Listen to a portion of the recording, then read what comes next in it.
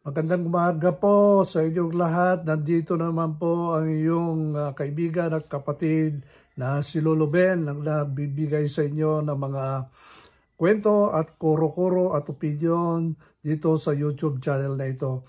At ngayong umaga ang pag-uusapan natin ay itong cases, impeachment cases na na-file laban kay Vice President Sara.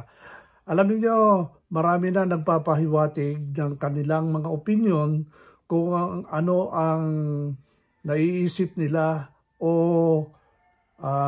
opinion nila tungkol dito sa mga na-file na cases, na impeachment cases.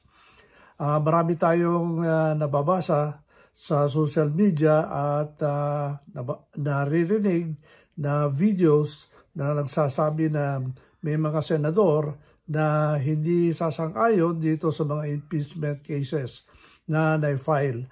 Kahapon, nakita ko yung video ni Senator Zubiri na sinasabi niya na hindi importante itong cases na ito at pag dumating sa Senado, alam niya na hindi magpro-prosper at hindi matutuloy ito.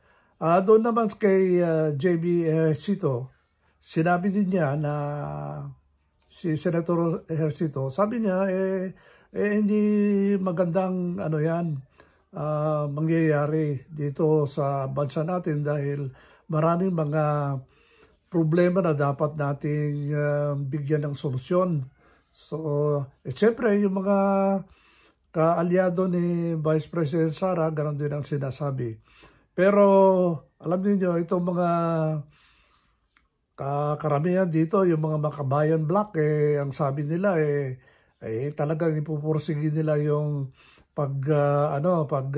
i-impeach kay Vice President Sara. Siyempre, masasaktan ng mga yan dahil ito yung mga kalaban natin ng gobyerno. Ito yung mga NPA, CPP, at saka NDF. At ito ay karamihan sa kanila ay ito yung mga party list group na sumisira at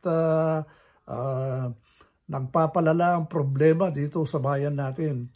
Alam niyo ako ay, siyempre alam niyo naman na dati akong sundalo at itong mga grupo na ito ay sila po yung mga kinakalaban natin na gustong i-overthrow ang gobyerno natin. Ngayon, kagabi, meron akong napanood na isang interview at saka panawagan ng Iglesia ni Cristo na sinasabi na magkakaroon daw sila ng isang rally na magbibigay diin at kanilang side tungkol sa impeachment issue na ito. At sila po ay sumasang-ayon sa kagustuhan ng ating mahal na presidente na si Presidente BBM, nang sabi niya hindi importante ang impeachment ngayong panahon na ito. At sa kadahilanan na marami tayong problema na dapat asikasuhin. Yun din yan din ang panawagan ng Iglesia ni Cristo na ang sabi nila sila ay sumasang-ayon sa adhikain ng ating mahal na Pangulo na itong impeachment ay hindi po importante at dapat hindi na isulong. So marami pong mga interpretasyon ito dahil alam niyo importante po itong message po ng Iglesia ni Cristo kasi alam naman ninyo milyon na botante ang Iglesia ni Cristo. At siyempre, black voting sila kung ano ang sasabihin ng ang nakakataas sa kanila, kung sino yung bubuto nila, lahat sila. Sunod-sunod sa gusto ng kanilang mga namumuno sa kanila. At meron na silang listahan ng mga kandidato na dapat nilang iboto. Sa tingin ko, dahil marami akong kaibigan ng Iglesia ni Cristo, halos 100% yan. Kung ano yung yuto sa kanila at sasabihin sa kanila na iboto nila ay yun ang masusunod. So ano ang implication nito? Dahil malapit na yung mid-year election sa 2025. Sigurado ako maraming kakabahan itong mga congressmen na tatakbo. Dahil lahat naman sila tatakbo sa mid-year elections. So makikita natin ngayon ang tapang nitong mga congressmen natin na sumunod dito sa gusto ng Iglesia ni Cristo. So abangan natin kasi yung period po ng pag-file, pag-iimbestiga ng impeachment, wala masisira yung schedule ng election natin dahil kakaunti na lang yung mga araw na magkakaroon ng session ng House of Representatives at saka yung Senate.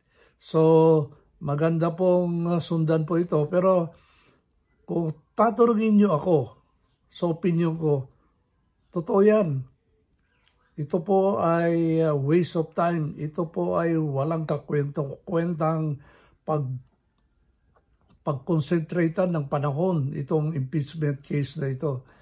Kung meron kayong mga ebidensya at kaso against kay Vice President Sara Duterte, mag-file kayo ng case sa mga korte natin. Mag-file kayo ng case sa Supreme Court at ilagay ninyo yung mga ebidensya ninyo para mabigyan yung tao ng kanyang sapat na panahon para i-defend ang kanyang sarili.